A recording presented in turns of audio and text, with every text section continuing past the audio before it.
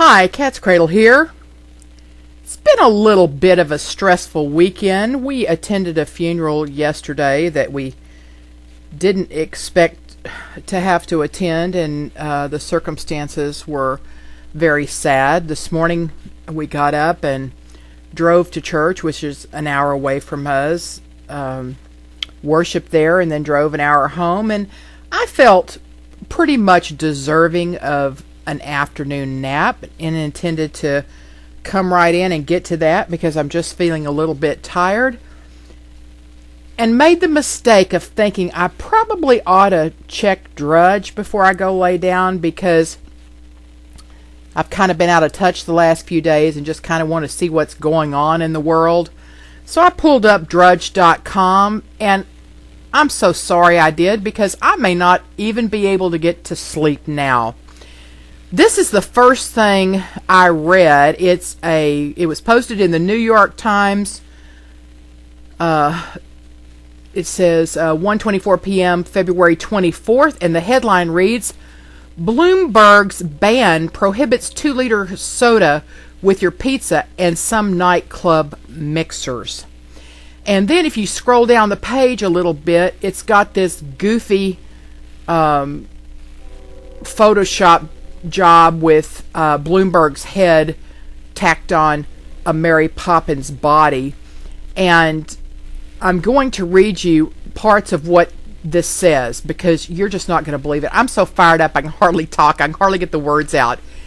Take a big gulp, New York. Nanny Bloomberg unleashes his ban on large sodas on March 12th, and there's some nasty surprises lurking for hardworking families. Say goodbye to that 2-liter bottle of Coke with your pizza delivery, pictures of soft drinks at your kid's birthday parties, and some bottle service mixers at your favorite nightclub. They'd violate Mayor Bloomberg's new rules, which prohibit eateries from serving or selling sugary drinks in containers larger than 16 ounces. Bloomberg's soda smackdown follows his attack on salt, sugar, trans fat, smoking, and even baby formula. The city health department last week began sending brochures to businesses that would be affected by the latest ban, including restaurants, bars, and any food service establishments subject to letter grades, meaning if the health department comes and services your facility, you're included. Of course, that would be all the restaurants. And merchants were shocked to see the broad sweep of the new rules. It's not fair if you're going to tell me what to do. It's no good, said Steve DiMaggio of Caruso's in Cobby Hill, Brooklyn. It's going to cost a lot more. And consumers, especially families, will soon see how the rules will affect their wallets, forcing them to pay higher prices for smaller bottles.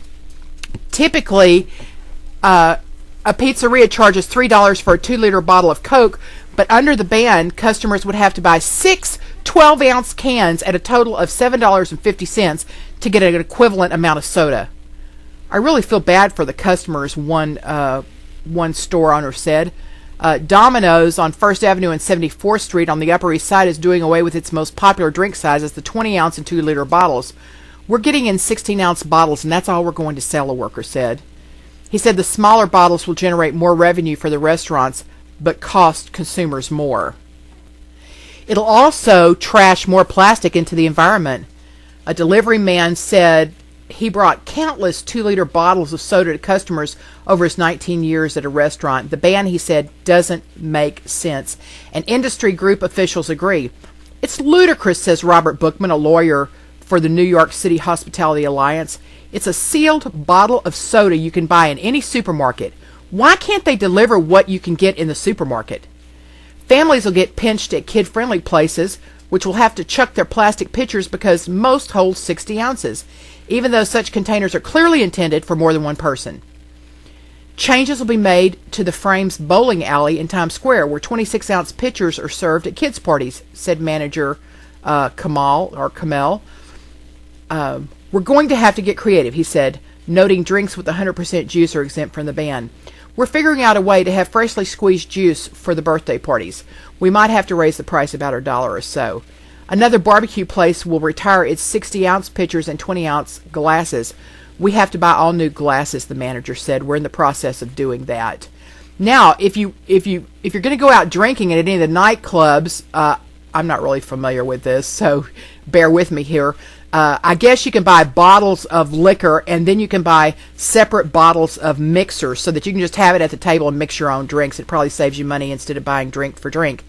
Well, if you're going to want a carafe of common mixers like sodas or cranberry juice or tonic water, those are going to be limited. Only water and 100% juice will be unlimited. One owner of a swanky bar says, seriously?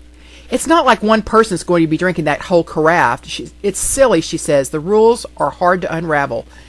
Alcoholic drinks and diet sodas are not subject to the ban, nor are fruit smoothies if they don't have any added sweetener, or coffee drinks and milkshakes if made with 100% milk. Now, how ridiculous. You're going to get alcohol, as much alcohol and diet sodas as you want. Okay, alcohol, killing brain cells there. And then diet sodas with aspartame. Nope, they're not going to limit those. You can have all of that you want, but don't ask for some soda with some sugar in it.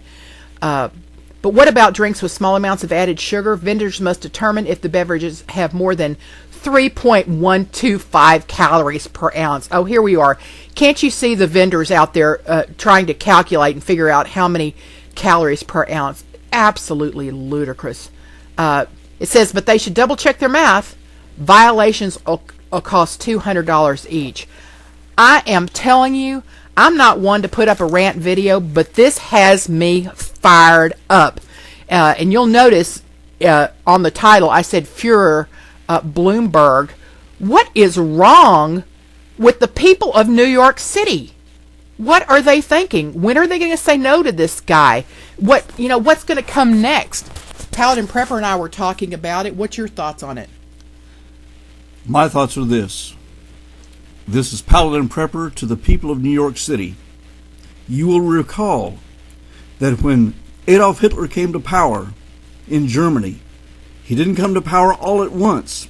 He implemented things gradually, and thousands upon thousands of Jews saw the trend of what was happening, and they left Germany. But there were those who said, well, it can't get any worse than this. It won't get any worse than this. And they need to implement something else. Well, it won't get any worse than this. And they continued to say that until they were being loaded on to the cattle car trains that took them to Auschwitz and other locations. You must wake up. That sounds extreme, doesn't it? However, who would have thought that Bloomberg was going to say, was going to limit the amount of salt in something? And I'm not saying that we as the public shouldn't probably make better health choices. Yeah, a whole big old pitcher of pop is not good for any one person. But a kid's birthday party, you're not going to be able to have a pitcher of soda. It is absolutely ridiculous. And if it's sold on the grocery store shelf, any vendor in that city, if it's legal to sell, ought to be able to sell it. And who in the world gave this guy the power to make those kind of decisions? And what's next, Paladin? It's intrusive government at its worst, and worse than this, not only does it incrementally, a little bit at a time, it continues to tighten the noose. But if you people in New York City let him get away with this, it will embolden the mayors of other large cities to do the same thing across the nation. Yeah, what's next? Are you going to be able to chew gum when walking down the sidewalk in New York? What about if you go out on a stroll with your sweetheart and want to put your arm around their shoulder and Bloomberg decides he doesn't like the way that looks? This is absolutely bizarre. You folks in New York, you need to rise up from the dust and take back your city. This is insanity.